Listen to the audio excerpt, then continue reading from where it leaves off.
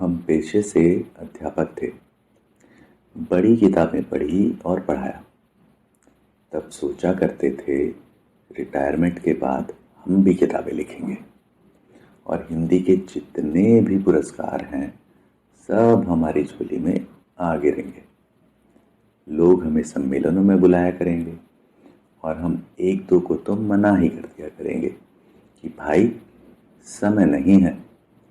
ऐसे अनेकों ख्वाब हमने कई वर्षों तक बुने थे। आखिर रिटायरमेंट हुई। हमें लगा सपने सच करने का समय आ गया है। एक दिन बड़े चाव से लेखकों वाला पजामा कुर्ता धारण करके कंधे पर झोला लटकाए हम बाजार चल दिए कि एक तो रजिस्टर और पेन खरीद लाएं। चलो ले भी आए।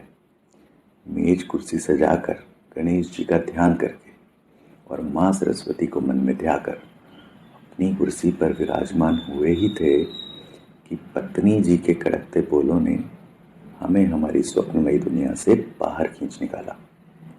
अजी, बाद में कागज काले करना, पहले चक्की से आटा उठा लाओ।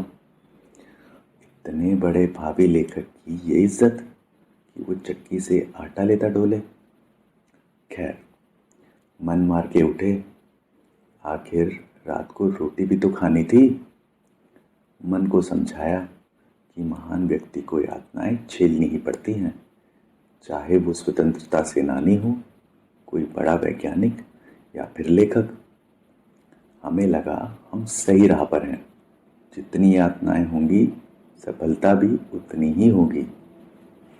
बुढ़ापे में अब इन्हें ये सनक सवार ही हो गई। एक और फप्ता हमें जाते हुए पीछे से सुनाई दिया। हमने भी उसे ऐसे उड़ा दिया जैसे मक्खी को उड़ा दिया जाता है।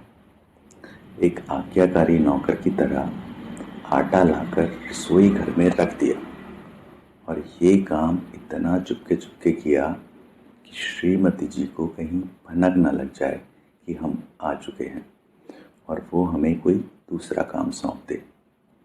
चोरी चोरी हमने अपनी कलम फिर से उठा ली। अब महान लोग तो इतनी तल्लीनता से ही अपने काम को करते हैं कि उन्हें आसपास की भनक तक नहीं रहती। पूरी तरह उसी में डूब जाते हैं। और हमारे अंदर महानता की कमी थोड़ी थी। कब सुबह से शाम हुई, पास रखी चाय कब ठंडी हुई और कब उसमें दो चार मक्खियों ने आत्महत्या कर ली, हमें कुछ खबर ना हुई। न जाने क्यों किसी विचार को सोचने के लिए हमने तनिक अपना सिर उठाया ही था कि क्या पाते हैं। पत्नी जी सामने खड़ी अपनी बड़ी बड़ी आंखों को गुस्से में लाल किए हमें निहार रही थी। हम तुरंत भाप गए। आखिर इतने सालों से भूतों से कम और इनसे हम ज्यादा डरे थे। हमारे विचार रफू चक्कर हो गए और कलम हाथ से छूट गई। गाय धोने कौन जाएगा, कब से रंभा रही है, कान में रुई डाल के बैठे हो क्या। उनकी मधुर पर गुस्से भरी आवाज ने हमें यथार्थ ही दुनिया में ला खड़ा किया। हमने अपना कॉपी पेन समेटा और चल दिए दूध धोने। पीछे से तीन चार बातें और हमारे कोमल हृदय को चीरती हुई हमारे कानों में आन पड़ी, पर हम वैसे ही मुस्कुरा दिए जैसे सफलता की राह में चलते हुए कोई राहगीर मुस्कुराता है। मन में एक गाना याद आया, जितने भी तू कर ले सितम, हंस हंस के सहेंगे हम, ये प्यार ना होगा कम, सनम तेरी कसम। और हम गुनगुनाते हुए बाल्टी हाथ में लिए आगे बढ़ते रहे, असंख्य यातनाओं को पार करके एक दृढ़ संकल्पी योद्धा की तरह।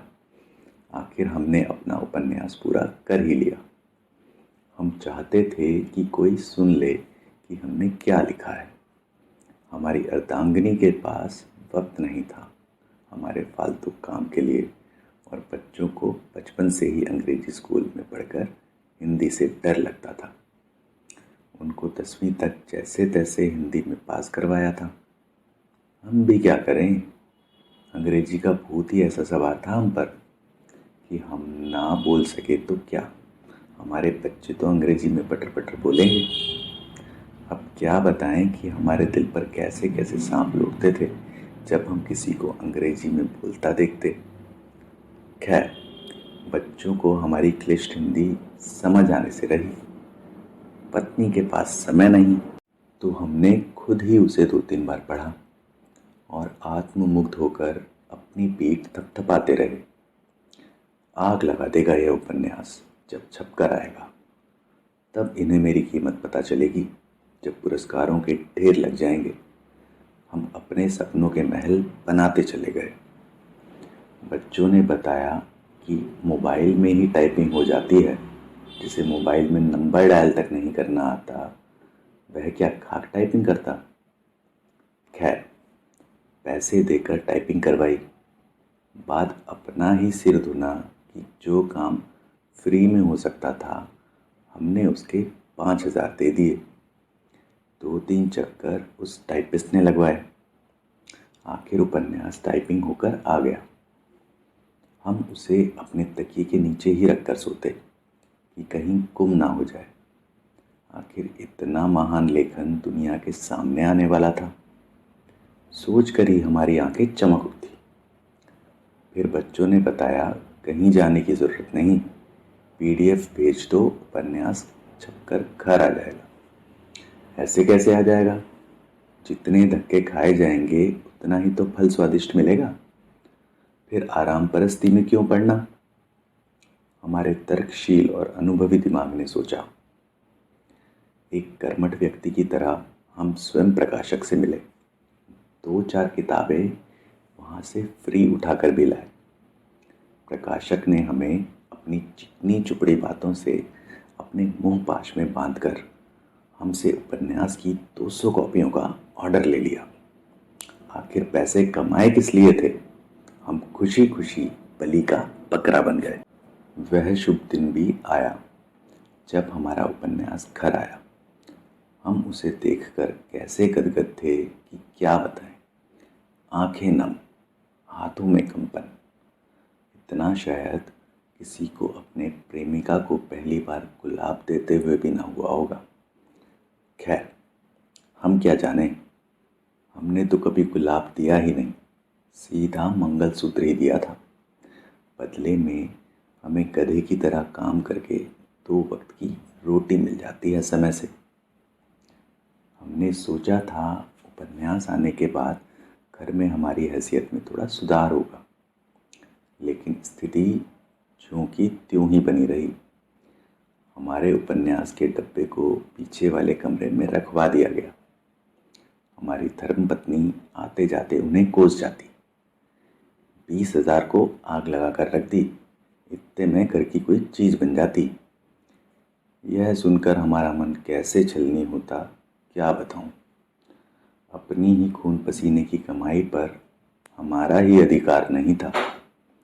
जब भी कोई मेहमान घर आता, हम चाय के साथ अपना उपन्यास भी परोस देते।